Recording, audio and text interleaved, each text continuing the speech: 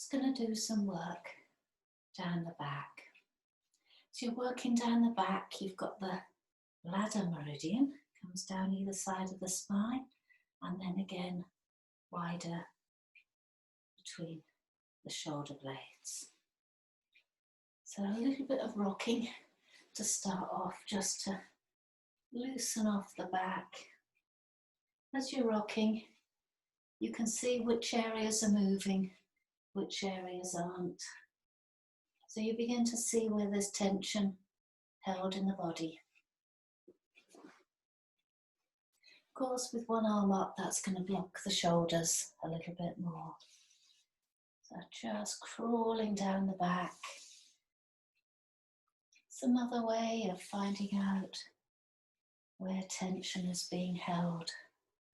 An area should squash as you lean onto it. So any area that feels more rigid is holding on to a bit more tension. And this is a nice gentle way of beginning to discover where the tension is being held. And also allows my partner to begin to feel safe with my contact,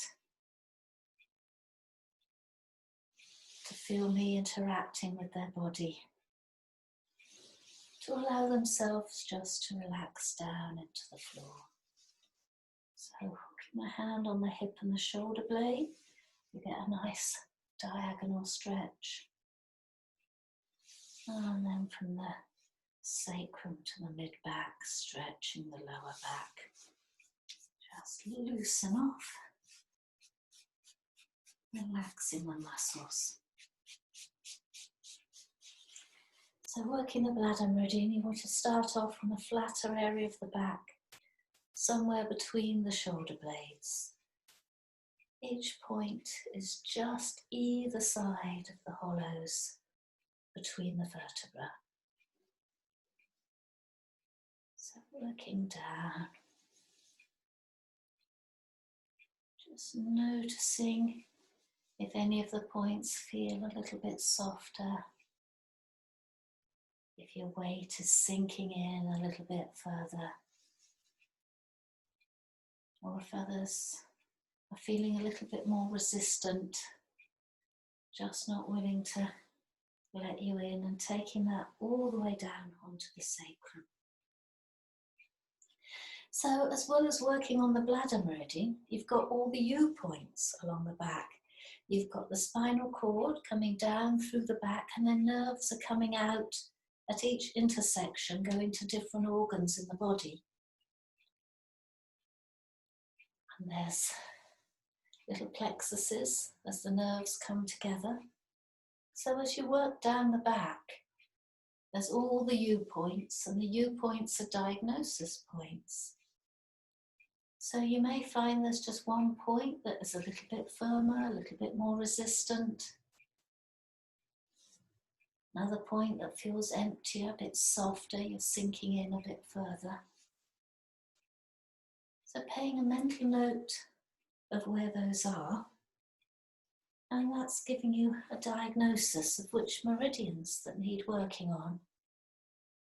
Got the lungs and the heart in the upper back. There's a little gap, and in the mid-back, liver, gallbladder, stomach, spleen, coming down to kidneys,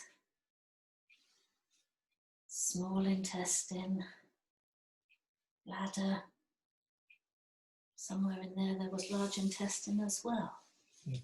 The first line of the bladder meridian is related to those U points and has more of a physical association. The second line, a little bit more emotional association. So as you're working down the second line, how does it feel compared to the first?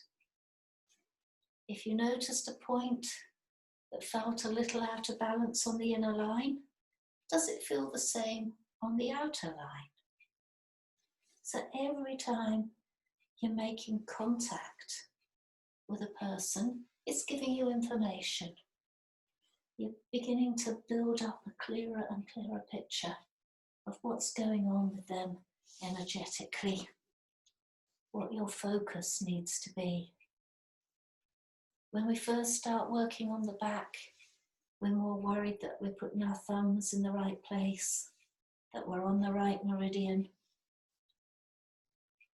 But as you get a little bit more comfortable with the fact that you do know where you are and you are on the right meridian, it's being able to feel what you're noticing underneath your thumbs.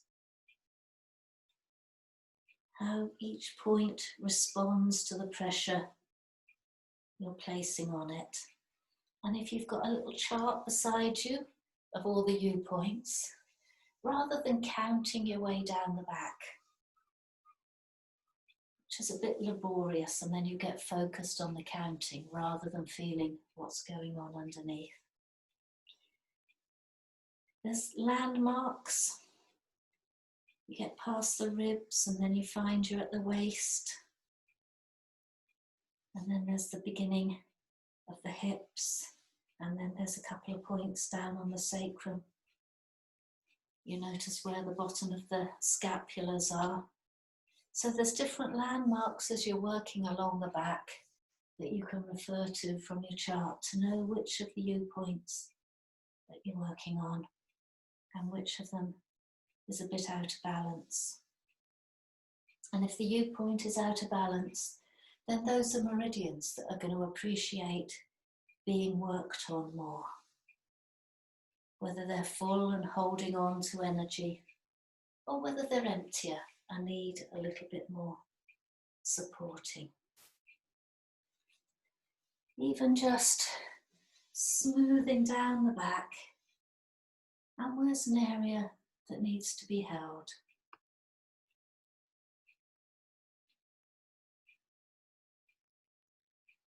And just listening as you rest your hand. There's a change in the breathing. You feel there's a softening underneath your hand. Maybe the stomach rumbles, there's something moving around there. So all the time you're working, you're listening. You're paying attention to each point, and it's giving you a picture of where this person needs support, of where they might need a little bit of a nudge to get their energy moving. So, U points, back diagnosis, as well as working on the 2 lines